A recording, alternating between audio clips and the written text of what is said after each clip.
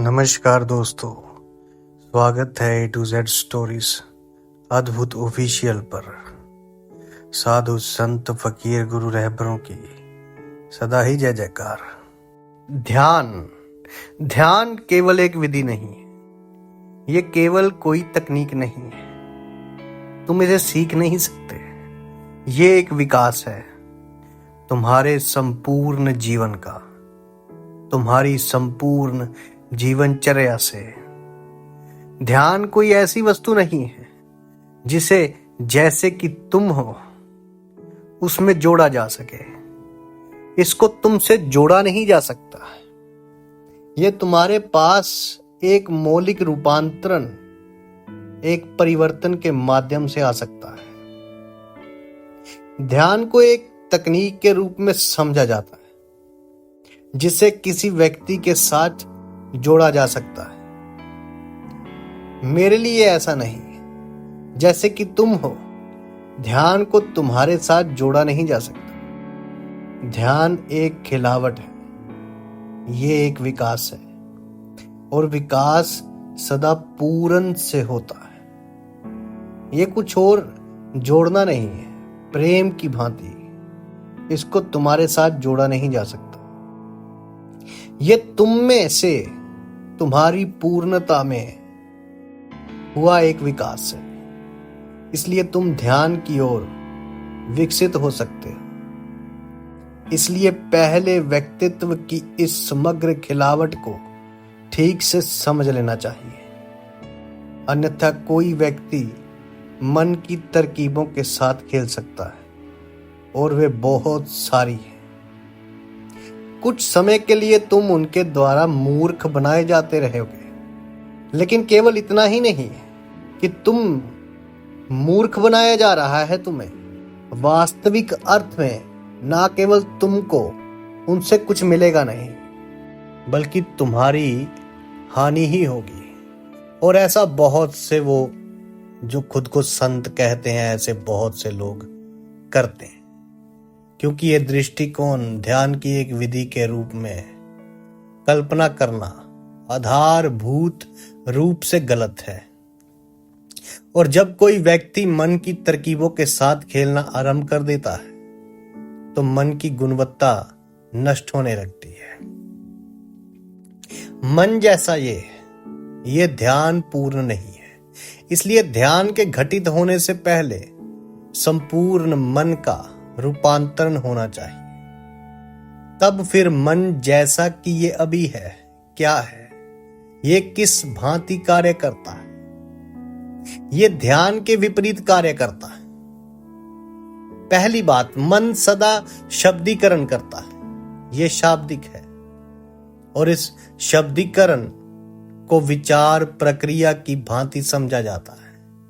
ये विचार प्रक्रिया नहीं है।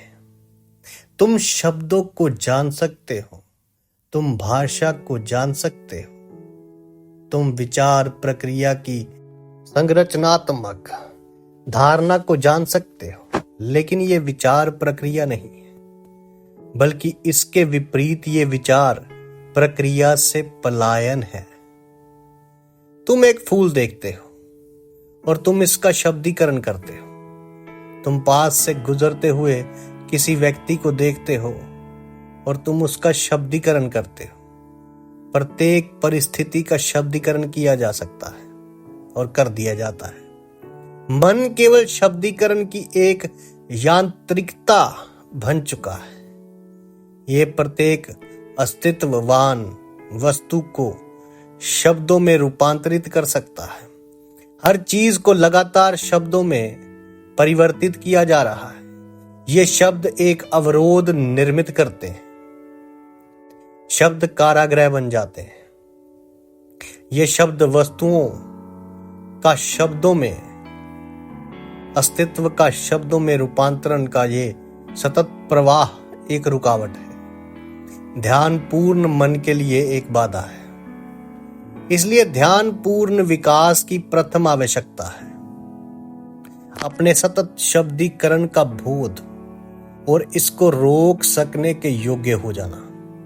वस्तुओं को बस देखो, शब्दीकरण मत करो। उनकी उपस्थिति के प्रति बोध पूर्ण रहो, किंतु उनको शब्दों में मत बदलो। वस्तुओं के साथ बिना भाषा के जियो, व्यक्तियों के साथ बिना भाषा के जियो, परिस्थितियों के साथ बिना भाषा के जियो। यह असंभव नहीं है, यह स्वाभाविक है और संभव है। प्रत्येक परिस्थिति कृत्रिम है, बनाई गई परिस्थिति है, और इसके लिए हम इस भांति यांत्रिक रूप से आदी हो चुके हैं कि हम कभी अनुवाद से उत्पन्न रूपांतरण के प्रति सजग नहीं होते। सूर्य उदय है, तुम कभी इस अंतराल के प्रति सजग नहीं होते।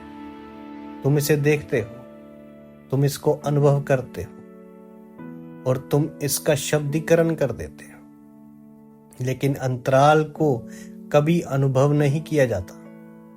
अनुभूति और शब्दीकरण के बीच का अंतराल, उस अंतराल में मध्य के उस समय में व्यक्ति को सजग हो जाना चाहिए। व्यक्ति को इस तथ्य के प्रति सजग हो जाना चाहिए कि सूर्य उदय कोई शब्द भर नहीं है, ये एक सच्चाई है, एक उपस्थिति है, एक परिस्थिति है। मन अपने आप से ही ये इसको एक शब्द में बदल देता है। ये शब्द एकत्रित हो जाते हैं, वे एकत्रित होते चले जाते हैं और अस्तित्व के, सत्तावान के और चेतना के मध्य शब्दों के ये ढेर, स्मृतियों के, भाषागत स्मृतियों के ये ढेर, ये ध्यान पूर्ण विकास की ओर बाधाएं बनते जाते हैं। अगर दो प्रेमी मौन नहीं हैं और बातचीत कर रहे हैं, तो ये एक संकेत है कि प्रेम मर चुका है। अब वे उस अंतराल को शब्दों से भर रहे हैं। जब प्रेम जीवित होता है, शब्द वहां नहीं होते, क्योंकि प्रेम की उपस्थिति इतनी उद्वेलित करने वाली, इतनी आर पार जाने वाली होती है कि अवरोध, भाषा और शब्दों का अवरोध पार कर लिया जाता है। और सामान्यतः ऐसा संकेत केवल प्रेम में ही घटित होता है कि अवरोध पार हो जाए। यही कारण है कि प्रार्थना प्रेम का अगला कदम है और ध्यान शिखर है। प्रेम की पराकाष्ठा है। प्रेम किसी एक से, किसी व्यक्ति के साथ नहीं, वरन समग्र अस्तित्व के साथ। इसलिए मेरे लिए ध्यान उस समग्र अस्तित्व के प्रति, उस सभी के प्रति जो तुम्हें घेरे हुए है, प्रेम संबंध है। अगर तुम उसके साथ प्रेममय अवस्था में रह सको तो तुम ध्यान में हो। शिव और पार्वती बिना बोले ही एक दूसरे की बात जान लेते थे, तो ये प्रेम है। यही ध्यान भी है। साधु संत फकीर गुरु रहबरों की सदा ही जय जयकार।